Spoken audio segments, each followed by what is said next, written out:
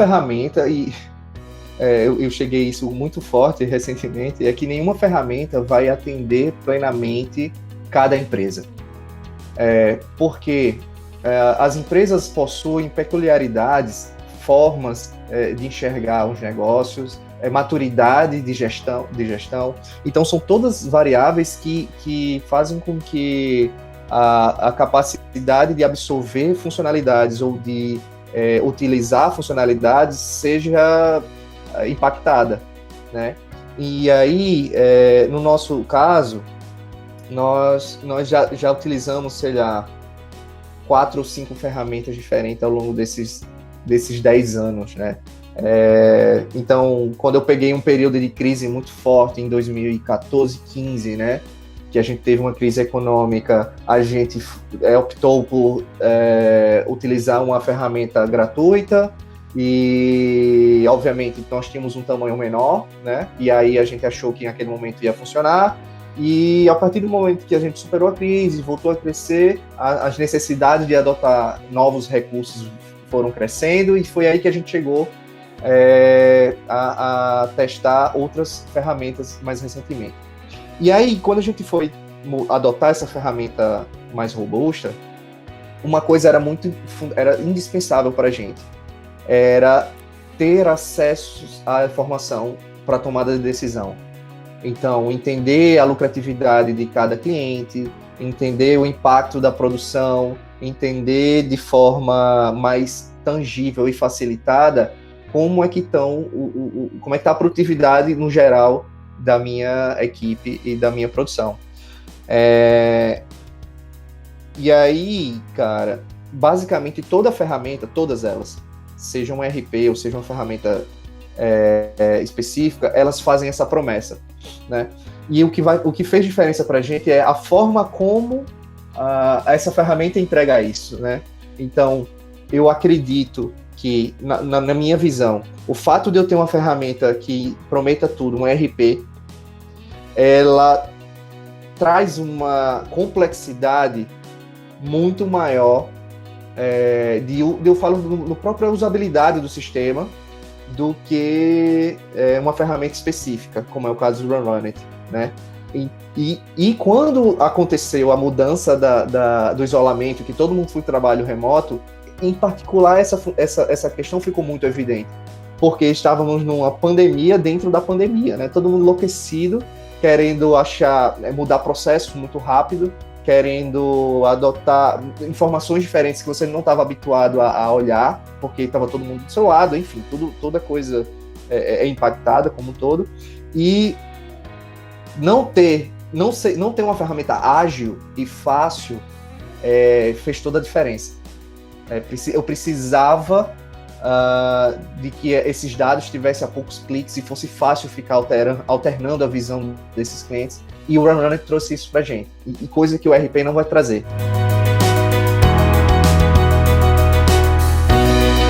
Como um RP, ele integra todas as áreas da agência, financeiro, produção, mídia, os cadastros, tudo é muito robusto, é muito complexo para eu fazer poucas coisas. E a própria consulta dessas informações também é complexa, porque o sistema ele é complexo demais. E aí, para a gente, passou a não fazer mais sentido. Principalmente porque nós já tínhamos, essa questão financeira, nós já tínhamos resolvido anteriormente. A gente já tinha uma ferramenta que fazia parte de emissão de nota fiscal, de cobranças, né? E qualquer ferramenta hoje desse segmento, ela entrega essas funcionalidades. Então, aquela expectativa de que ter isso tudo integrado numa ferramenta só vai me dar mais produtividade e mais visão da minha performance, né, enquanto empresa, não é bem assim que acontece. Acaba que é óbvio, existem prós e contras em cada uma das decisões, mas para a nossa realidade, para a realidade que a gente foi imposta de trabalho remoto, ter uma ferramenta ágil pesou mais específica, né, e consequentemente mais ágil, trouxe mais resultado para a gente.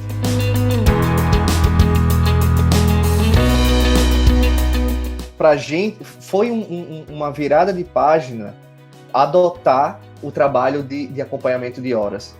Porque a forma como a gente entrega o nosso serviço, ele já está em xeque, e eu acho que isso até é ponto comum no nosso mercado, está em xeque total. A gente não...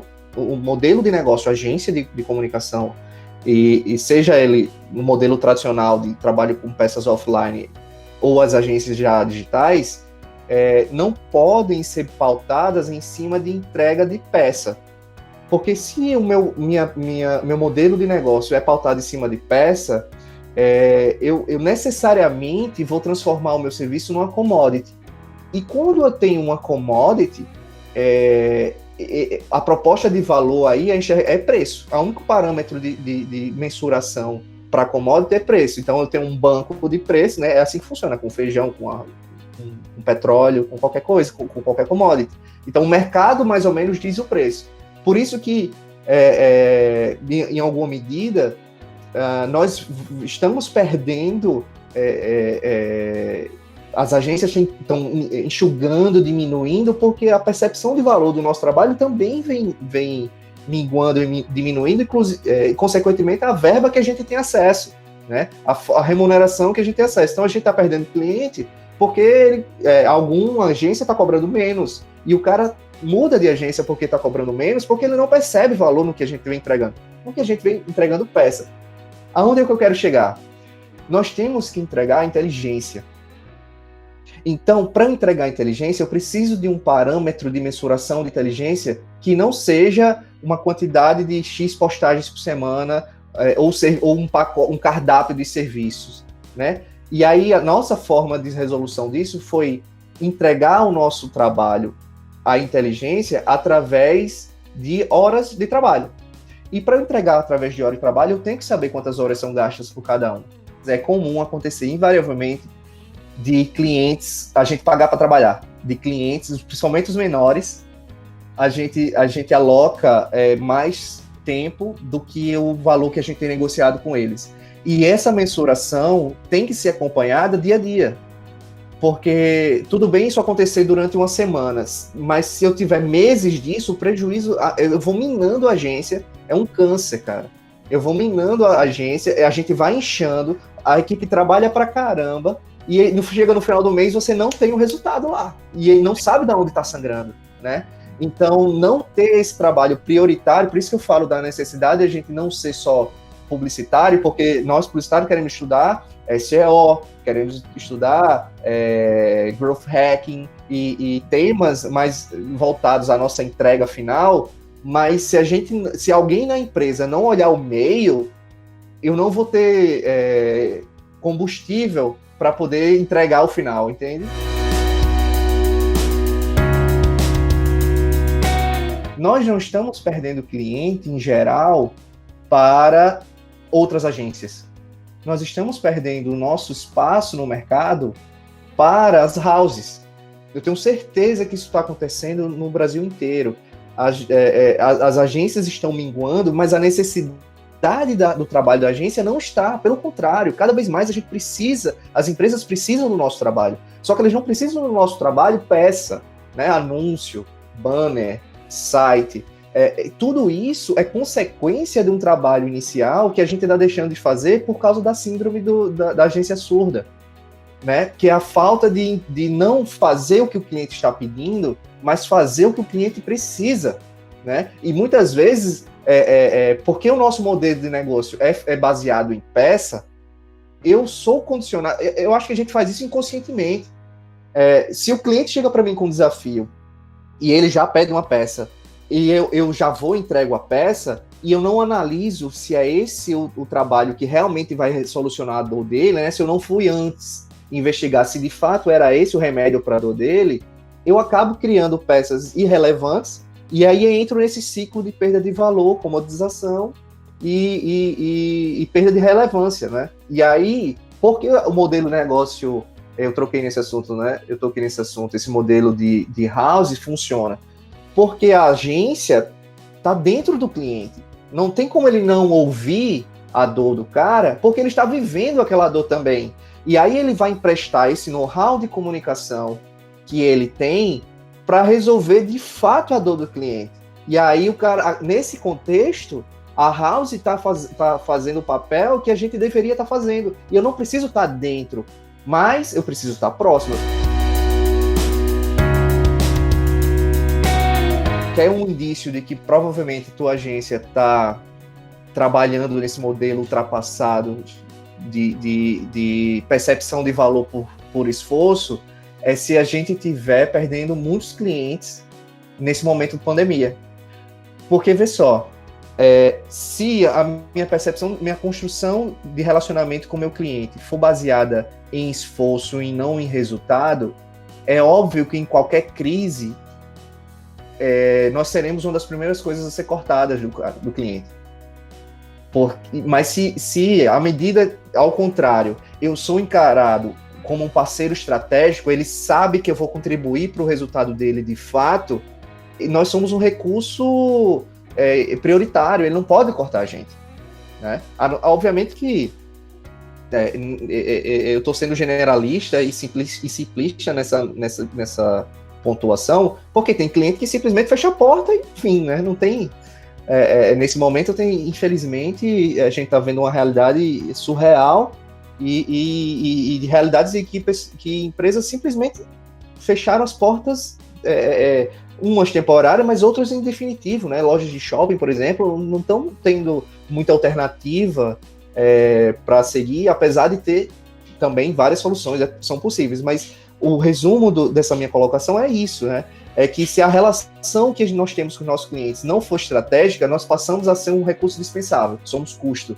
Se ela é estratégica, nós somos prioritários, porque os clientes sabem que vão ter que contar conosco para mudar a situação que eles estão.